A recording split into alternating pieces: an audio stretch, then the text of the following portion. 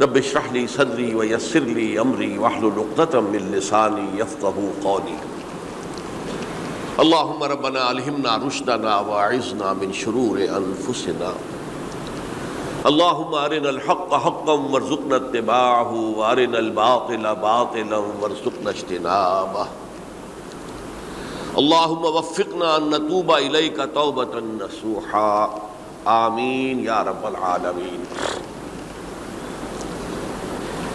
آپ میں سے بہت سے حضرات کے علم میں ہوگا اخباری اطلاع کی بنیاد پر کہ میری آج کی گفتگو کا موضوع ہے توبہ کی عظمت اور اس کی تاثیر۔ آج میں چاہتا ہوں کہ اس توبہ کے موضوع پر کچھ عرض کروں، اور اس میں بھی ایک خاص بات جس کی طرف کہ میرا ذہن حال ہی میں منتقل ہوا ہے، وہ آج اس میں یوں سمجھیے کہ اضافی طور پر آپ کے سامنے رکھوں گا۔ دیکھیے، توبہ کے بارے میں قرآن مجید میں بے شمار آیات ہیں، اور توبہ جو ہے ہماری دینی تعلیمات کا ایک اہم ستون ہے۔ میں نے ابھی صرف 3 مقامات سے آیات آپ کو سنائی ہیں۔ یا ایھا الذین آمنوا توبوا الی اللہ توبۃ نصوحا، اہل ایمان اللہ کی جناب میں توبہ کرو خلوص کے ساتھ، اخلاص کے ساتھ۔ توبۃ النصوح، زبانی کلامی نہیں، توبہ کی تسبیح نہیں، بالفعل توبہ۔ عسیٰ ربکم ان یکفر عنکم سیئاتکم، امید ہے تمہارا رب تمہاری برائیوں کو تم سے دور کر دے گا۔ یہ توبہ کی تاثیر ہے۔ اگر آپ کے اخلاق اور کردار میں کوئی غلط شے شامل تھی، اللہ تعالیٰ آپ کے کردار کے دامن کو دھو دے گا، اور آپ کے اعمال نامے میں اگر دھبے لگے ہوئے تھے تو اللہ تعالیٰ ان دھبوں کو بھی دھو ڈالے گا۔ عسیٰ ربکم ان یکفر عنکم سیئاتکم ویدخلکم جنات تجری من تحتہا الانہار، اور تمہیں داخل کرے گا ان باغات میں جن کے دامن میں ندیاں بہتی ہوں۔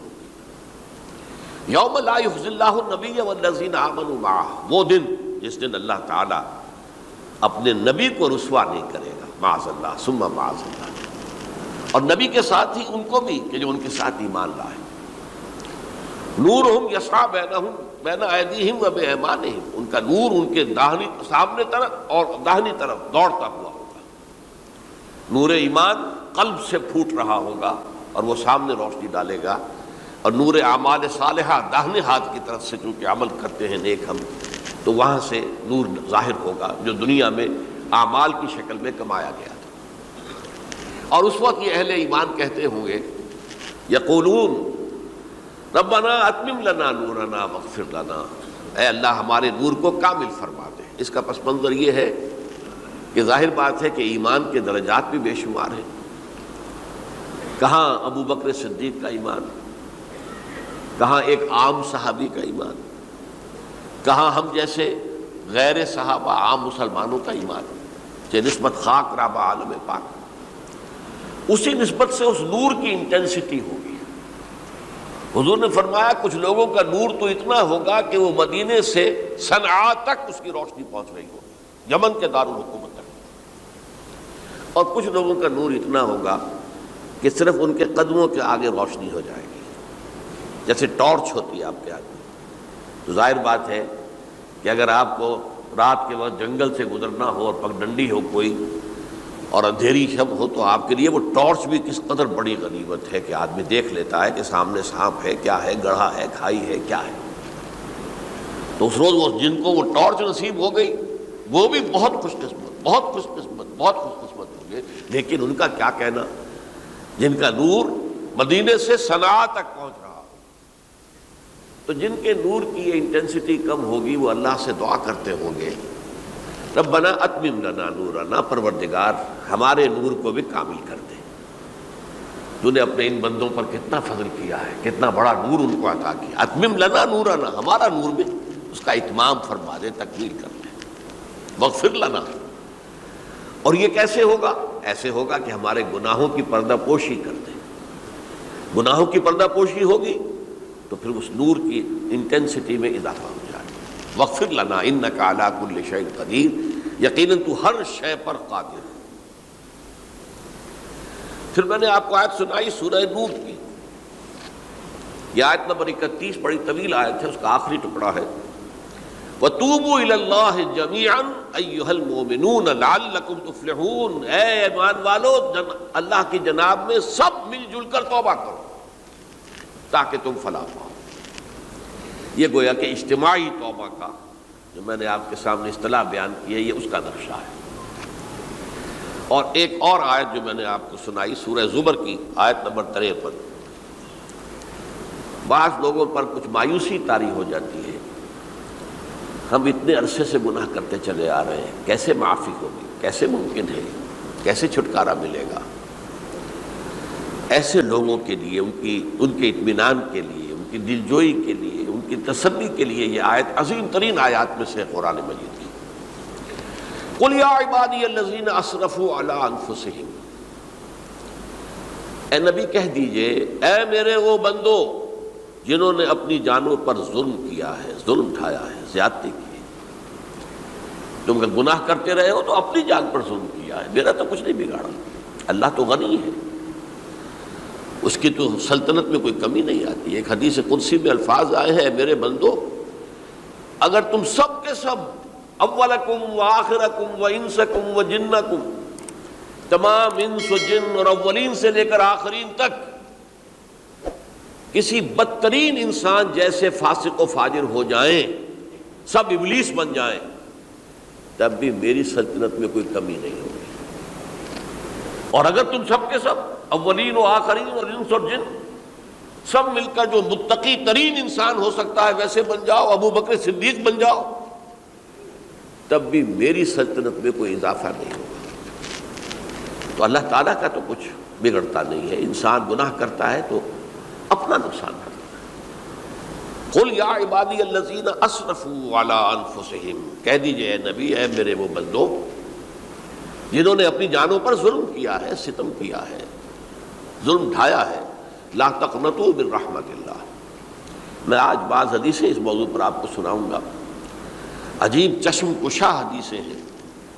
میں نے چونکہ اس موضوع پر گفتگو کرنی تھی تو میں نے کچھ اس مرتبہ احادیث کا تفحص کیا، تو واقعہ یہ ہے کہ بعض احادیث پڑھ کر خود میری جو ہے میرے علم میں اضافہ ہوا، ادھر میری توجہ آج تک نہیں گئی تھی۔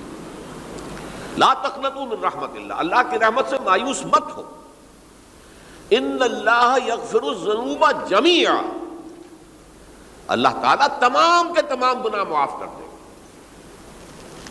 اللہ تعالیٰ کی قدرت ہے، اللہ کا اختیار ہے، اللہ کا فیصلہ ہے، لہذا مایوس نہ ہو، اصلاح کرو۔ احادیث تو میں بعد میں آپ کو سناؤں گا، اس سے پہلے اس کا فلسفہ سمجھ لیجئے اصل میں کیا ہے۔ دیکھیے، ایک ہے طبیعی اعمال، فزیکل، ان کا ہم دنیا میں اصول یہ دیکھتے ہیں کہ اس کے نتائج لازمی ہوتے ہیں اور ان سے چھٹکارا نہیں مل سکتا۔ آپ نے سنکھیا کھایا ہے تو مریں گے، چائے کھانے کے بعد آپ نے خودکشی کا ارادہ کیا، سنکھیا کھا لیا، اب چاہے آپ پر ندامت ہو، پشیمانی ہو، پریشانی ہو، توبہ کرے، آپ کو بچنے کا کوئی سوال نہیں، مرنا ہی مرنا۔ اللہ یہ کہ اللہ تعالیٰ جو ہے اپنی معجزانہ کسی قدرت سے اس عمل کا جو طبعی نتیجہ ہے اس کو نکلنے سے روک دے۔ آگ کی فطرت ہے کہ وہ جلاتی ہے، اللہ کے حکم کے تحت حضرت ابراہیم کو اس نے نہیں جلایا، یا نار کونی بردن وسلام علی ابراہیم۔ لیکن یہ ہمیشہ نہیں ہوتا، یہ تو ایک دفعہ ہو گیا بس۔ اللہ جب چاہے اب بھی کر سکتا ہے، لیکن یہ روز روز نہیں ہوتا۔ روز روز جو بھی فزیکل لاز ہیں وہ چل رہے ہیں، اگر وہ نہ چلے تو کوئی سائنس پاسبل ہی نہ ہو، کوئی ٹیکنالوجی ممکن ہی نہ ہو۔ یہ تو ان فزیکل کیمیکل لاز جو ہیں ان کا دوام ہے کہ جس کی وجہ سے یہ ساری سائنس اور ٹیکنالوجی اب کہاں سے کہاں پہنچ رہی ہے کہ عروج آدم خاکی سے انجم سہمے جاتے ہیں کہ یہ ٹوٹا ہوا تارا کہیں مہی کا عامل نہ بن جائے۔ تو یہ توبہ جو ہے فزیکل اعمال میں مفید نہیں ہے، چاہے آپ پر یہ احساس میں کیا کر بیٹھا، کیا میں نے کیا، کیوں میں نے کھا لیا یہ سنکھیا، وہ تو اب اثر کرے گا۔ جو اخلاقی اعمال ہیں ان کا قانون یہ نہیں ہے۔ اخلاقی اعمال کے نتائج ختم ہو جاتے ہیں توبہ کے ساتھ۔ یہ ایک بہت بڑا قانون ہے، بہت بڑا قانون۔ ایسا نہیں ہے کہ کسی گناہ سے انسان کی فطرت میں کوئی ایسی مستقل کجی واقع ہو جائے کہ جس کی اصلاح کی کوئی صورت ہی نہ ہو، یہ نہیں ہے۔ بڑے سے بڑے گناہ، بڑے سے بڑے گناہ توبہ کرو، خلوص دل سے کرو، جو اس کے اصول ہیں، جو اس کے قواعد ہیں، جو اس کے ضوابط ہیں، جو اس کی شرائط ہیں، ان کو پورا کرو۔ تو بڑے سے بڑے اعمال، برے سے برے اعمال، میں حدیثیں آج آپ کو سناؤں گا، حیران کروں، کیونکہ عام طور پر یہی ہوتا ہے کہ مواعظ میں چونکہ لوگوں کو اصلاح کی ترغیب دلانی ہوتی ہے تو وہ جو انذار کا پہلو ہے اسے زیادہ نمایاں کیا جاتا ہے۔ اللہ کی طرف سے شدید ذو انتقام، اللہ انتقام لینے والا ہے، اللہ سزا دینے والا ہے۔ لیکن یہ دوسرا پہلو جو ہے وہ بھی اپنی جگہ پر بہت اہمیت کا حامل ہے کہ طبیعی اعمال کے نتائج اور عواقب اور اخلاقی اعمال کے نتائج و عواقب یہ ایک جیسے نہیں ہیں۔ اب اس معاملے میں تاریخ مذاہب عالم میں جو بہت بڑی غلطی ہوئی، بہت بڑی غلطی ہوئی، بہت بڑی غلطی ہوئی، تورات میں حضرت آدم اور حوا علیہ السلام سے جو غلطی اور خطا ہو گئی تھی، آپ اندازہ کیجئے کیا مقام اللہ نے عطا کیا تھا، سارے فرشتوں کو ان کے سامنے سجدہ کروا دیا تھا، اور ایک ہی حکم تو دیا تھا نا کہ اس درخت کے قریب نہ جانا، اور تو ابھی کوئی شریعت نہیں تھی، کوئی لمبے چوڑے احکام نہیں تھے، کھاؤ جہاں سے چاہو، اس ایک درخت کے پیچھے پاس نہ جانا، وَلَا تَقْرَبَا هَٰذِهِ الشَّجَرَةَ فَتَكُونَا مِنَ الظَّالِمِينَ۔ اور وہی کام کر بیٹھے حضرت آدم اور حضرت حوا علیہ السلام۔ کتنا بڑا گناہ، کتنا بڑا گناہ، کتنا بڑا گناہ۔ لیکن قرآن نے وضاحت کر دی کہ آدم نے توبہ کی، اللہ نے معاف کر دیا۔ اللہ تعالیٰ سے کلمات سیکھے، ندامت دل میں پیدا ہو گئی حضرت آدم کو، لیکن الفاظ نہیں تھے، کن الفاظ میں اللہ سے معافی مانگوں، مجھ سے خطا ہو گئی، بہت بڑی غلطی ہو گئی۔ وہ الفاظ بھی اللہ نے سکھائے، فَتَلَقَّىٰ آدَمُ مِن رَبِّهِ كَلِمَاتٍ۔ یہ ہے جس میں کہ وہ علامہ اقبال کا ایک شعر ہے ان کے نوجوانی کے دور کا، جس پر اب میں بھول رہا ہوں کہ داغ دہلوی تھے یا کوئی اور تھے کہ جنہوں نے علامہ سے کہا تھا میاں اس عمر میں اور یہ شعر، اس بڑی محفل میں بات آئی تھی کہ موتی سمجھ کے شان کریمی نے چن لیے قطرے جو تھے میرے عرق انفعال کے۔ انفعال کہتے ہیں عربی میں پشیمانی، شرمندگی، اور عام طور پر جب کسی انسان پر پشیمانی اور شرمندگی طاری ہوتی ہے تو پیشانی جو ہے اس پر کچھ پسینہ سا آتا ہے۔ تو قطرے جو تھے میرے عرق انفعال کے، موتی سمجھ کے شان کریمی نے چن لیے۔ اللہ کی نگاہ میں ان کی اتنی قیمت، ان کی اتنی وقت میرے بندے نے پشیمانی اختیار کی ہے، اپنے اس غلط کام کے اوپر اسے رنج اور افسوس ہو رہا ہے، تو اللہ کی نگاہ میں اس کی یہ عظمت ہے، یہ قدرت ہے۔ تو اللہ تعالیٰ نے جب حضرت آدم کے دل میں وہ پشیمانی پیدا ہو گئی تو الفاظ نہیں تھے، کن الفاظ میں؟ ہم کہتے ہیں نا کہ مجھے سمجھ نہیں آ رہا کہ میں کس منہ سے آپ سے بات کروں، میری یہ حیثیت نہیں ہے، میں کن الفاظ میں اپنی جو ہے خطا کا اعتراف کروں۔ تو اللہ نے وہ کلمات خود سکھا دی، فَتَلَقَّىٰ آدَمُ مِن رَبِّهِ كَلِمَاتٍ فَتَابَ عَلَيْهِ إِنَّهُ هُوَ التَّوَّابُ الرَّحِيمُ۔